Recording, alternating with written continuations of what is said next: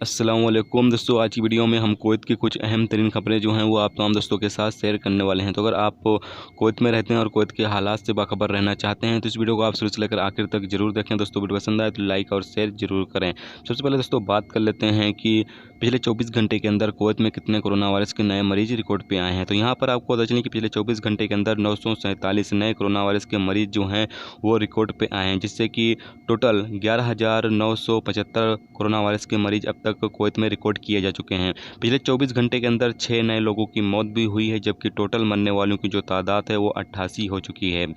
और पिछले 24 घंटे के अंदर 188 नए कोरोना वायरस के मरीज जो हैं वो रिकवर किए गए हैं, यानी ठीक हुए हैं, जबकि टोटल 3,451 मरीज अब तक कुवैत में कोरोना वायरस की बीमारी से ठीक हो चुके हैं।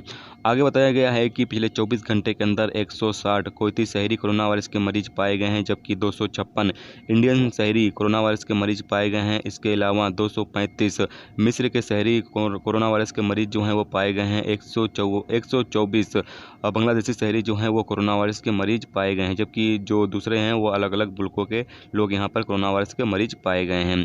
जबकि कैपिटल में 122 केस जो हैं वो रिकॉर्ड किया गया है। हावली में 189 केस रिकॉर्ड किया गया है। अहमदी में 171 केस जो है वो रिकॉर्ड किया गया है। फरवानिया में 347 केस जो है वो रिकॉर्ड किया गया है। जहरा में 118 केस जो है वो रिकॉर्ड किया गया है, जबकि खैतान में 89 केस रिकॉर्ड किया गया है। जलेब अल सुवैक इलाके में 104 केस रिकॉर्ड किया गया है, जबकि हावली के इलाके में 68 केस यहाँ पर रिकॉर्ड किए गए हैं।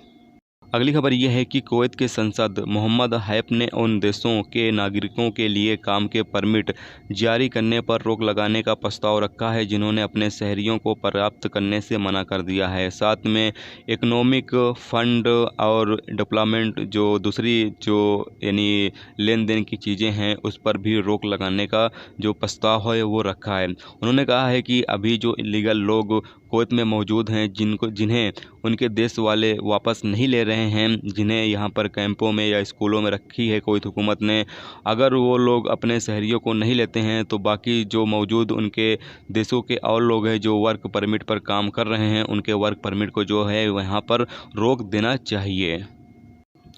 अगली खबर यह है कि कुवैत म्युनिसिपैलिटी ने कोऑपरेटिव सोसाइटी और सेंट्रल मार्केट में मौजूद जो यानी गोश्त की दुकानें हैं वहां से यूजर्स को कहा गया है कि आप लोग जो हैं वो वहां से गोश्त वगैरह खरीद सकते हैं। इसकी जो परमिशन है वो दे दी गई है।